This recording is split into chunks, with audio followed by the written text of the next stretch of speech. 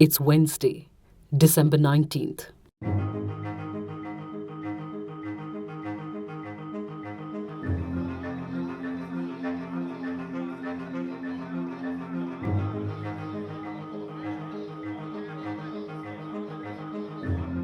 It is thanks largely to this mother's sustained efforts, her persistent petitioning of ministers and government officials here in India and in Pakistan, that her son, Mumbai resident Hamid Ansari, jailed in Pakistan for illegally entering the country, has now been released.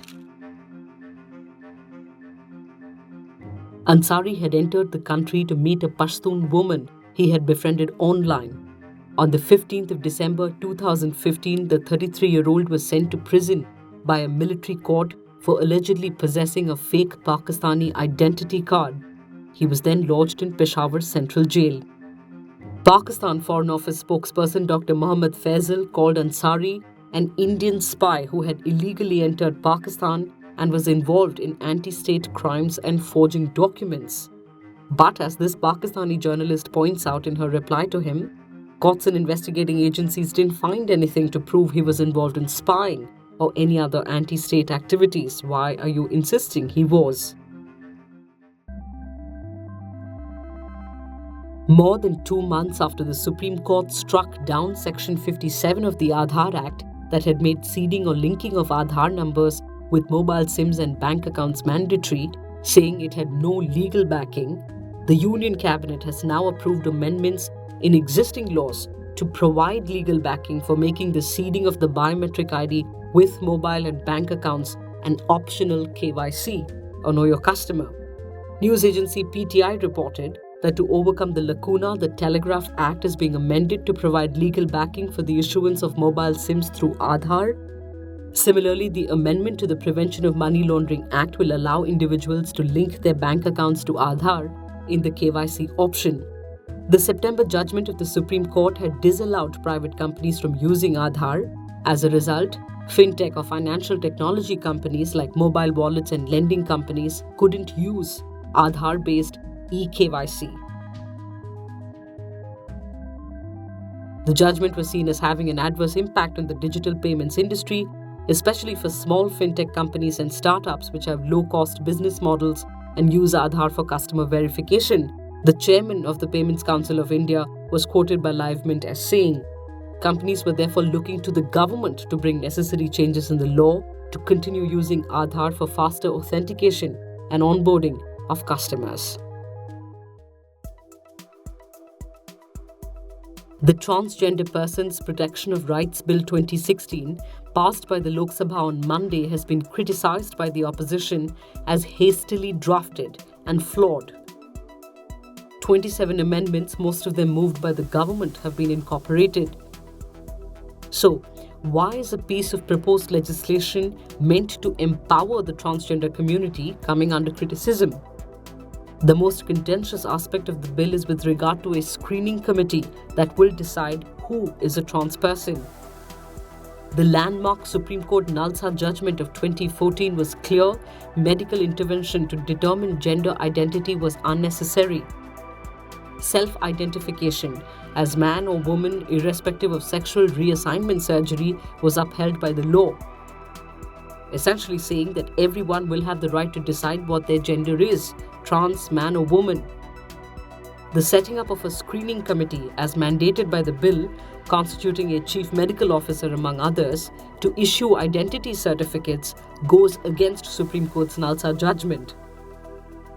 The bill now moves to the Rajya Sabha, where the government doesn't have the requisite numbers and is likely to face stiff opposition to this version of the bill.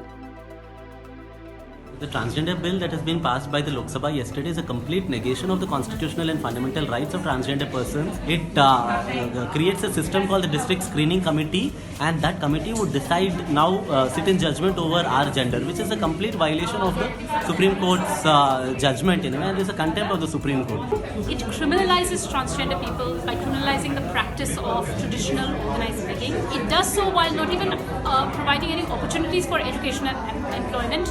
No reservations, no affirmative action, no clear penalties for discrimination, no definition of discrimination.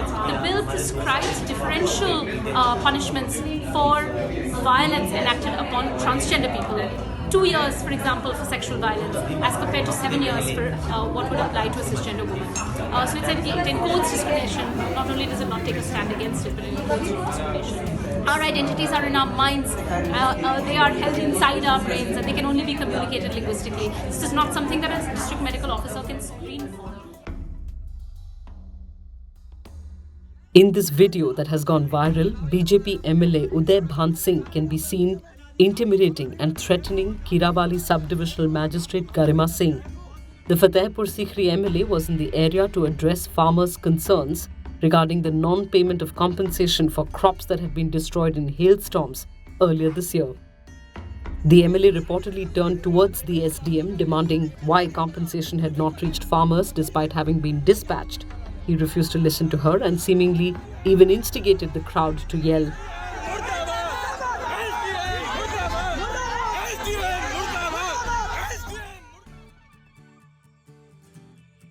India's official entry to the Oscars, Village Rockstars, is sadly out of the race for Best Foreign Film.